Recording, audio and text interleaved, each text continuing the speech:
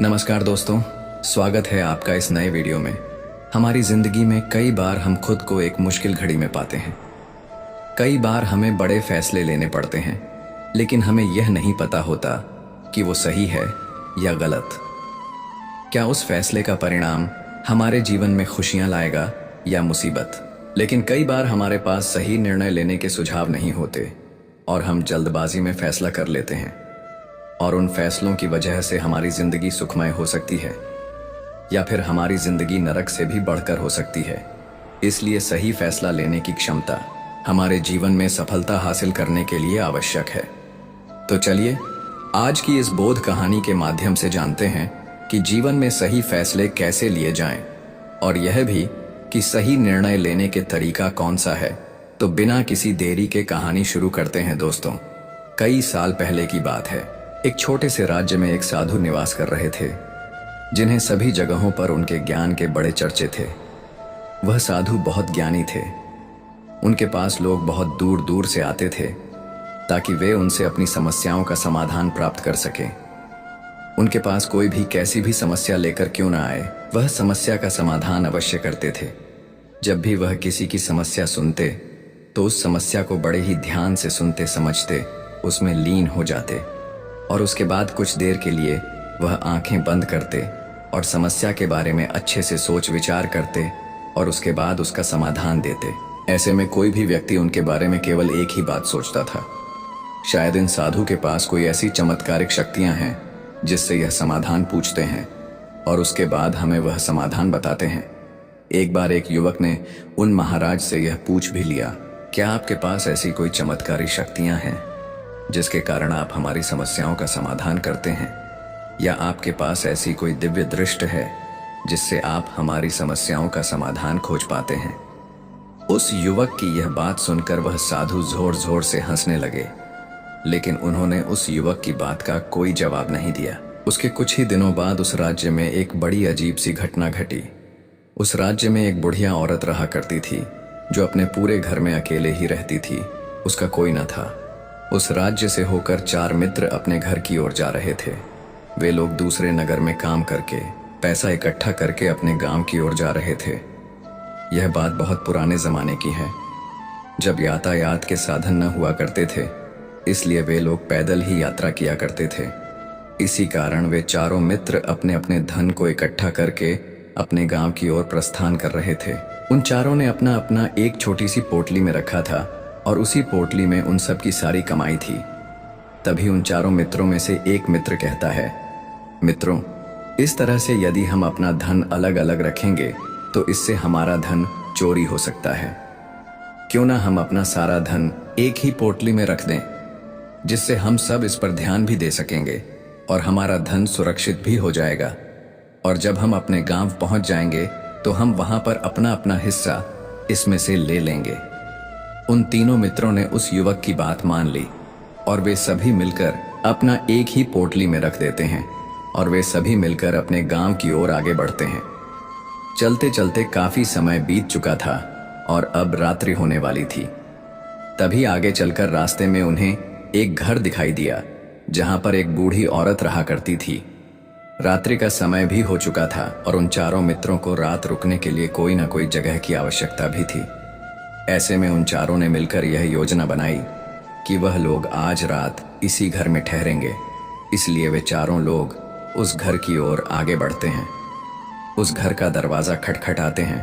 तभी सामने से एक बूढ़ी औरत दरवाजा खोलती है और उन चारों मित्रों में से एक मित्र हाथ जोड़कर उस बूढ़ी औरत से कहता है, माता जी, हम अपने गांव की ओर जा रहे थे, लेकिन यहां रास्ते में ही रात हो गई और अब हम इतनी रात में सफर नहीं कर सकते।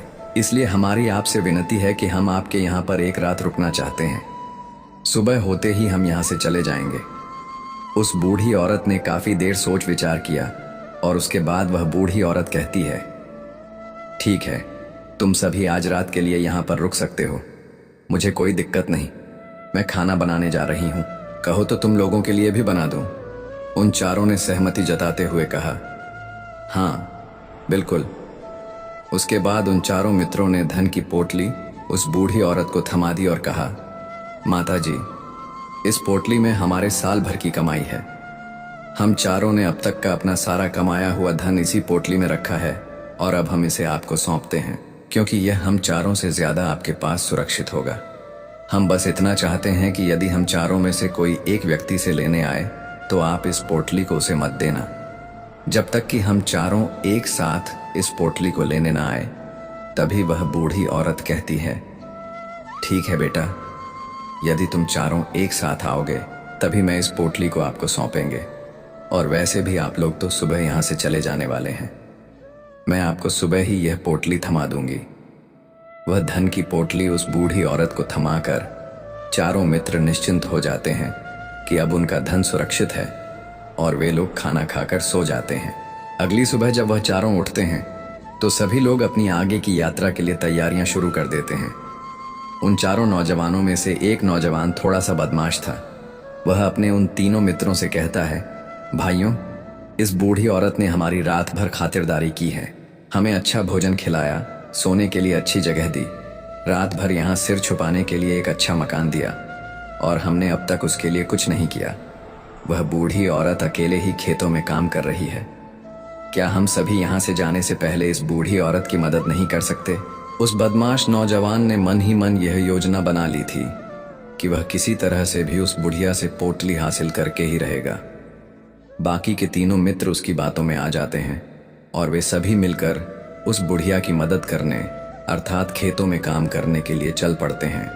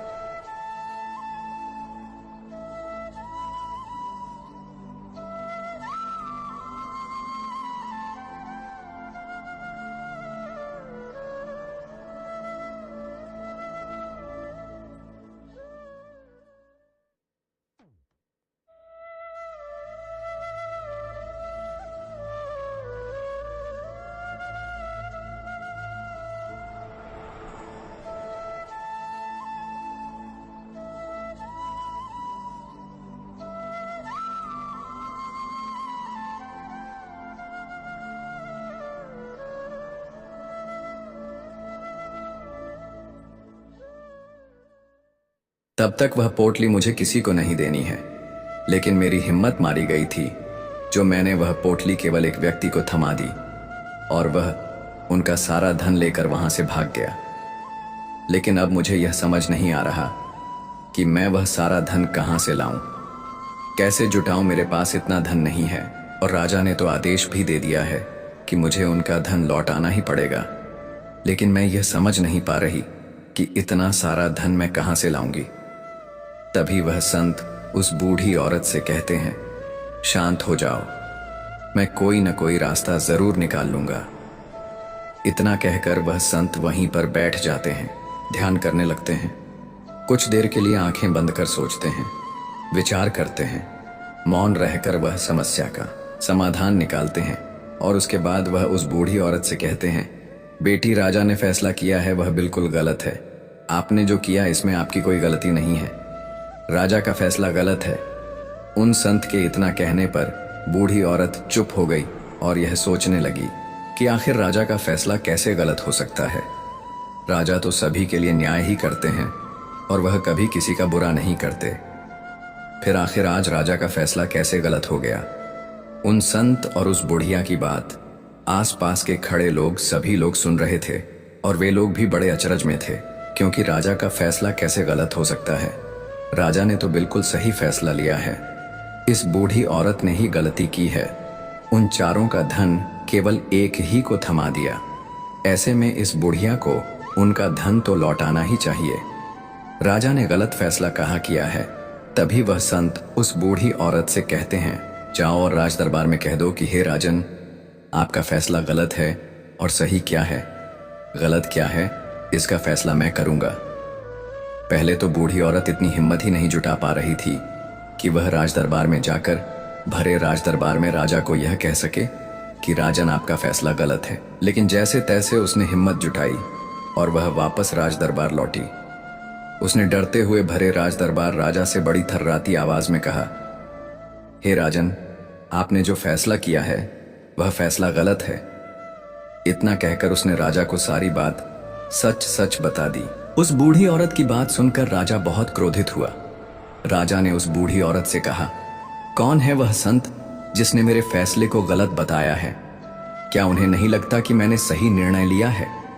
मैं हर रोज कई निर्णय लेता हूं, कई फैसले करता हूं, लेकिन आज तक कभी किसी ने मुझसे यह नहीं कहा कि मेरा फैसला गलत है। यदि उन संत ने मुझे सही फैसला न सुनाया, उन्हें फांसी की सजा दे दूंगा। यह बात पूरे नगर में फैल गई। सभी लोग यह जानने के लिए हैरान थे कि आखिर वह साधु ऐसा कौन सा फैसला सुनाने वाले हैं जो राजा से भी उचित होगा, जिसमें सबके लिए न्याय होगा। राजा ने अपने सैनिकों को तुरंत ही आदेश दिया कि जाओ और संत को राज दरबार में लाओ। राजा की आज्ञा के अनुसार वे सैनिक तुरंत ही उन संत को लेने के लिए निकल पड़े। वे लोग कुछ ही देर बाद उन संत को लेकर राज दरबार पहुंचे।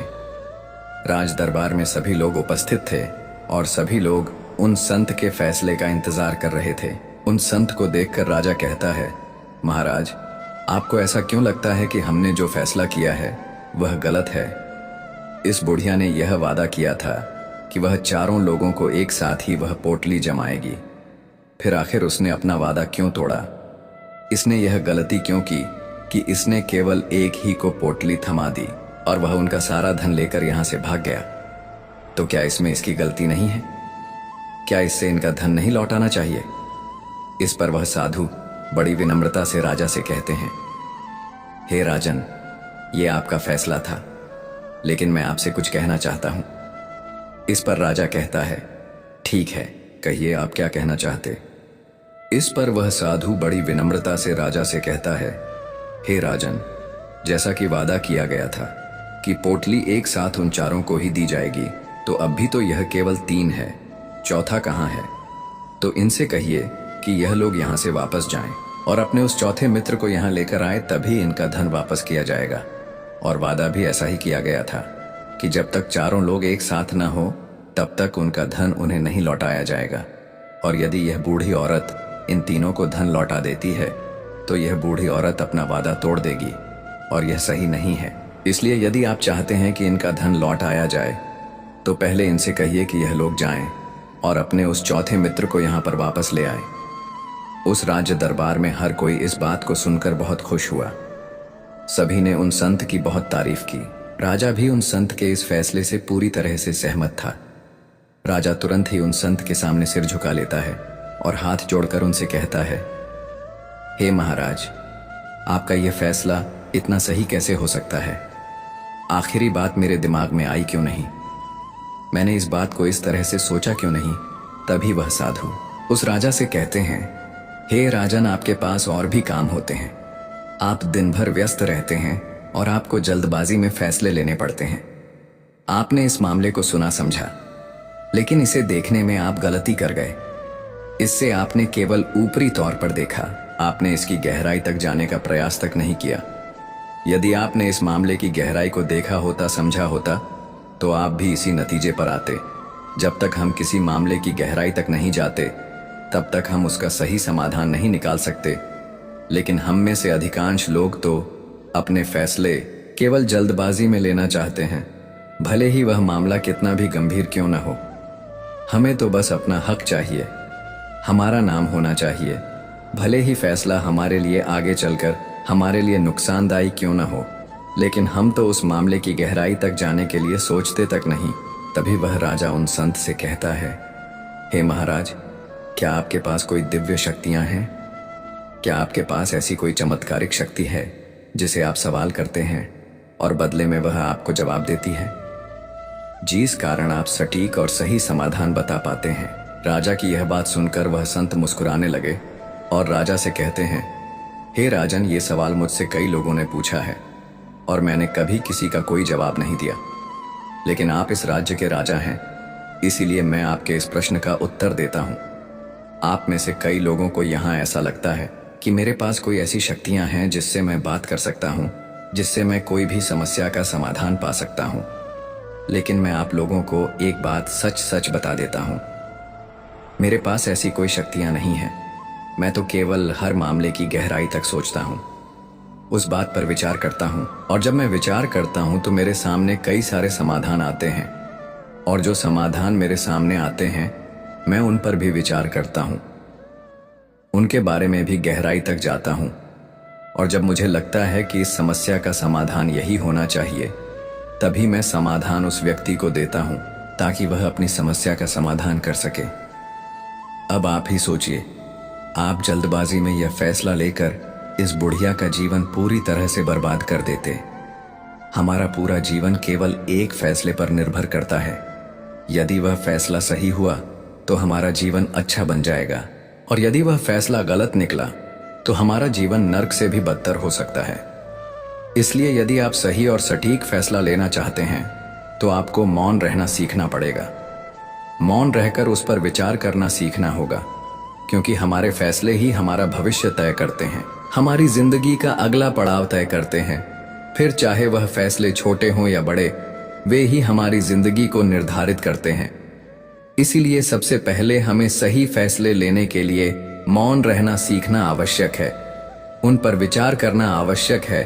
और जब आप ऐसा करते हैं तो आपके सामने एक ही समस्या के कई सारे समाधान निकल कर आते हैं, और जब आप उन पर गौर करेंगे तो आपको यह समझ में आएगा कि उन फैसलों का समाधान कैसा होना चाहिए, कि समाधान से आपको क्या फायदा होगा और क्या नुकसान होगा, या उस समाधान पर सोच और विचार करने पर ही आप उसे समझ सकते हैं, और तभी आप यह निर्णय भी ले सकते हैं कि क्या यह समाधान उचित रहेगा या नहीं।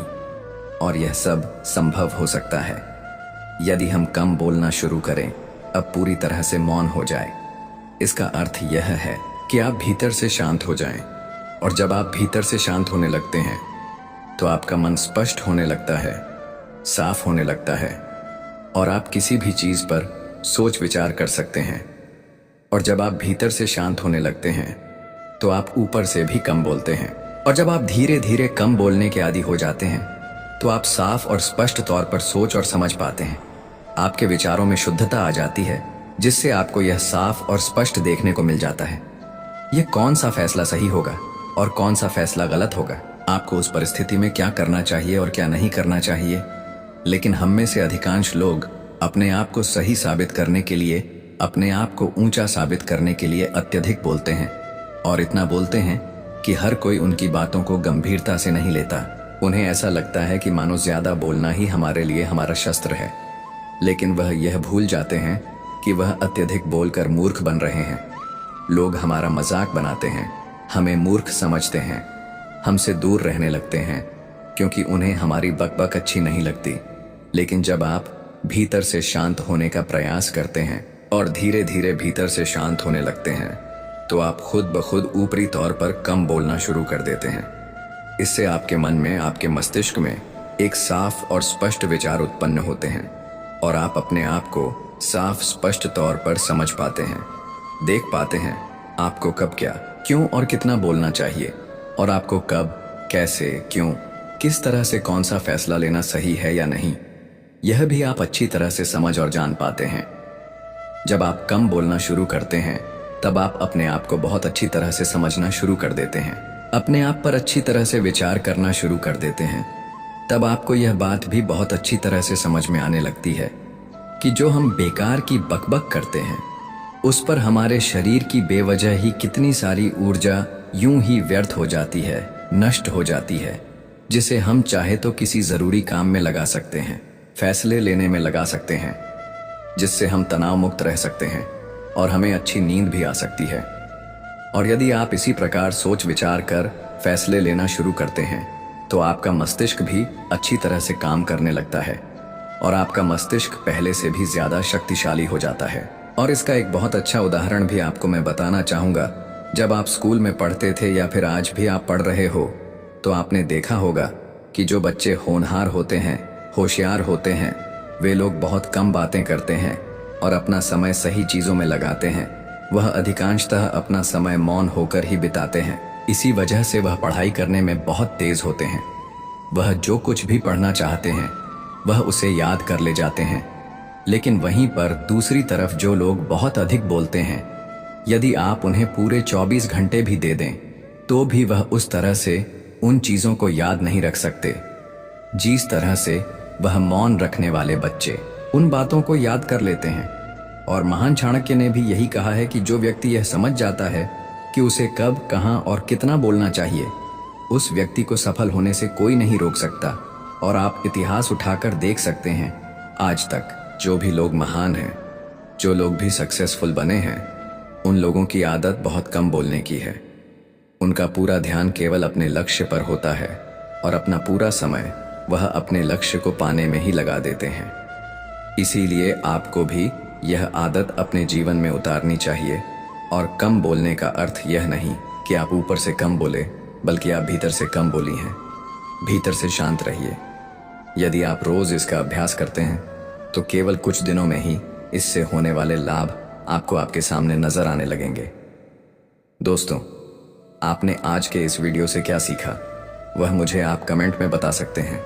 इसी के साथ मैं उम्मीद है कि आपको आज की वीडियो पसंद आई होगी। तो इस वीडियो को उस इंसान को शेयर करें जिससे यह कहानी सुनने की ज़रूरत है, और उसी के ठीक बाद चैनल को सब्सक्राइब करें। तो चलिए फिर मिलते हैं ऐसी एक और नई वीडियो में एक नए मैसेज के साथ। तब तक के लिए अपना ख्याल रखें। धन्यवाद। जय श्री कृष्ण। राधे राधे।